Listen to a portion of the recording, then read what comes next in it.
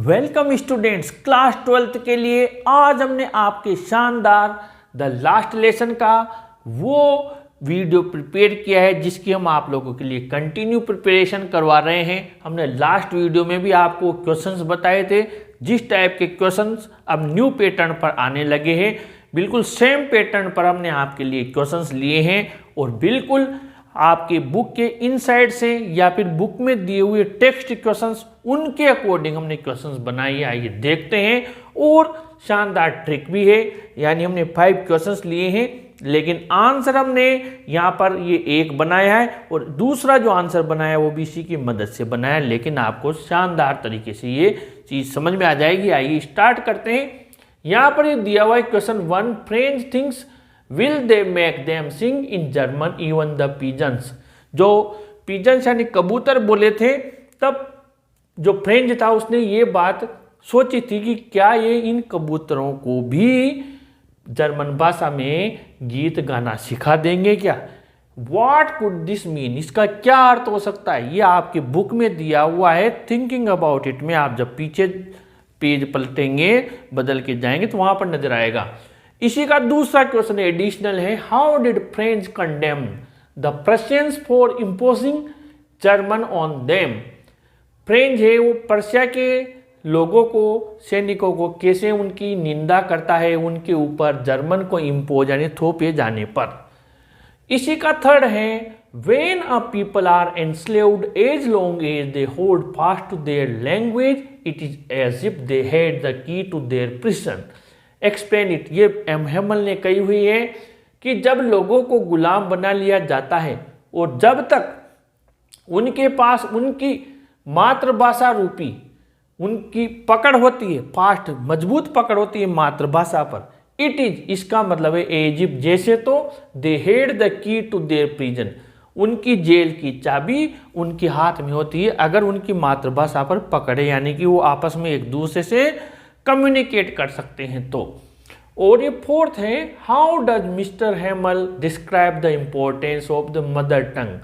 Mother tongue मातृभाषा के महत्व का वर्णन कैसे करते हैं एम हेमल, क्या बताते हैं।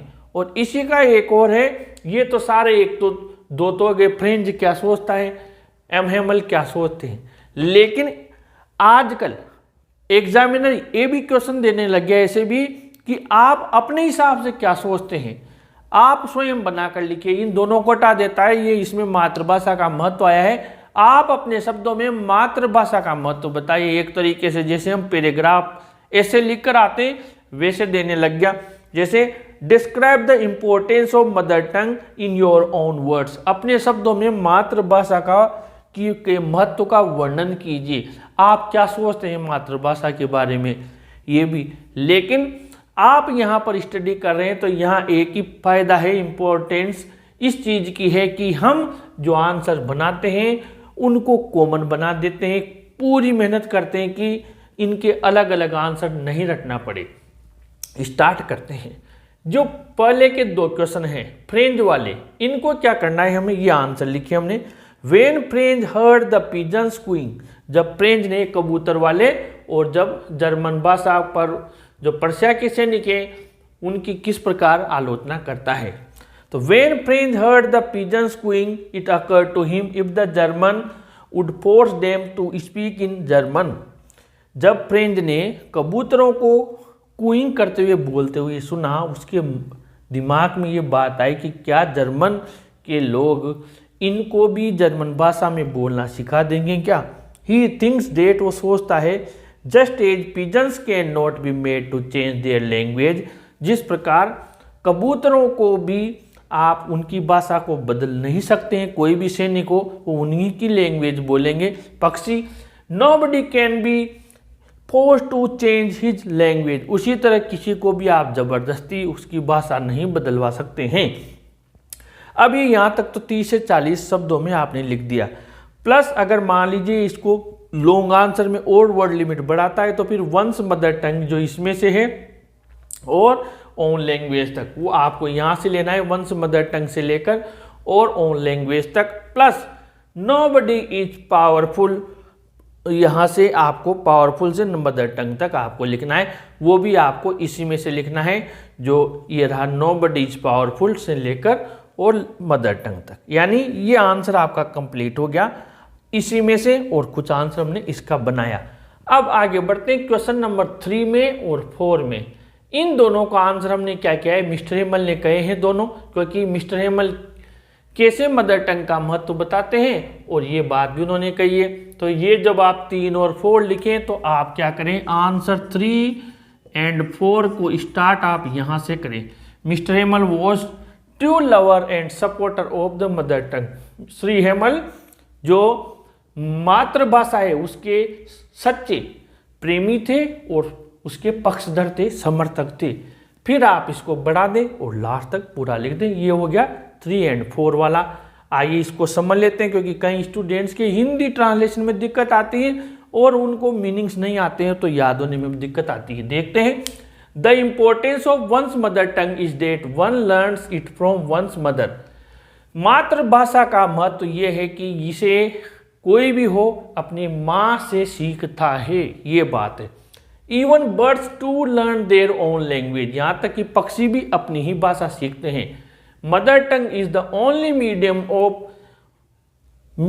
Of communication for the people of a particular place. मातृभाषा किसी भी एरिया के लोगों के लिए, विशेष एरिया क्षेत्र के लिए बातचीत का एक माध्यम होती है। वन शुड कैरी प्राइड, यहाँ पर इन वंस लैंग्वेज, हर किसी को अपनी मातृभाषा पर गर्व करना चाहिए। When people are enslaved, if they know their mother tongue, they can communicate with each other. अगर लोगों को गुलाम बना लिया जाता है तो यदि वो उनकी मातृभाषा जानते हैं तो वे एक दूसरे से कम्युनिकेट कर सकते हैं, संपर्क कर सकते हैं। They can make strategy to fight with the enemy. वो स्ट्रेटजी बना सकते हैं, रणनीति बना सकते हैं दुश्मन से लड़ाई करने के लिए। फॉर देयर फ्रीडम, उनकी स्वतंत्रता के लिए। इफ दे डू सो, यदि वो ऐसा करते हैं, दे नोबडी इज पावरफुल इनफ, अगर वो ऐसा करते हैं तो कोई भी इतना शक्तिशाली नहीं है to replace their mother tongue, कि उनकी मातृभाषा को रिप्लेस कर दे, बदल दे। Mister Hamel is of the opinion, Mister Hamel का ये विचार है that people must love and respect their own language, कि लोगों को उनकी मातृभाषा से प्रेम करना चाहिए, उसका सम्मान करना चाहिए। अब ये जो 5वां क्वेश्चन दिया हुआ है, आप अपने शब्दों में मातृभाषा का वर्णन कीजिए, तो फिर आपको यहाँ द इम्पोर्टेंस से लेकर और ये जो रिप्लेस, ये जो दिया हुआ है मदर टंग तक, to replace their mother tongue तक, यहाँ तक लिख देना है। मिस्टर हेमल वाली लाइन नहीं लिखनी, तो इसका भी कंप्लीट हो जाएगा। ये तो हमने 5 लिख लिए। अब इनके अलावा भी अगर कोई संभावना है तो वो ये है कि आप अपनी मातृभाषा से प्रेम करते हैं, लेकिन दूसरों की भाषा के प्रति आपके क्या विचार हैं।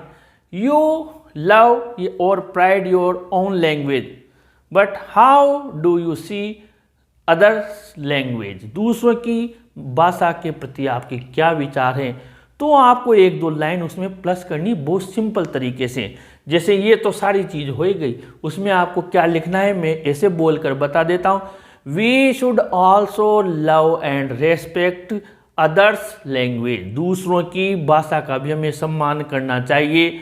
We should not hate other language, दूसरी भाषा से हमें नफरत नहीं करना चाहिए। ऐसे 1-2 बातें सिंपल सेंटेंस में लिख देना, तो इसके साथ में उसको भी आप ऐड कर देना। बाकी और तो यही आएगा, मातृभाषा ये होती है, लेकिन दूसरों का भी हमें सम्मान करना चाहिए। इस तरीके से यानी कुल मिलाकर क्वेश्चन अब कहीं से भी बन सकता है, और क्वेश्चन का आंसर देना हम सीख रहे हैं और रेगुलर प्रैक्टिस करेंगे तो आप भी लिख कर आएंगे, इसमें कोई शक नहीं है। कंटिन्यू जुड़े रहिए हमारे साथ, वीडियो को जरूर लाइक कीजिए, जरूर इस वीडियो को अपने फ्रेंड्स को जरूर शेयर कीजिए और अपने चैनल को भी जरूर सब्सक्राइब कीजिए स्टूडेंट्स। Thank you.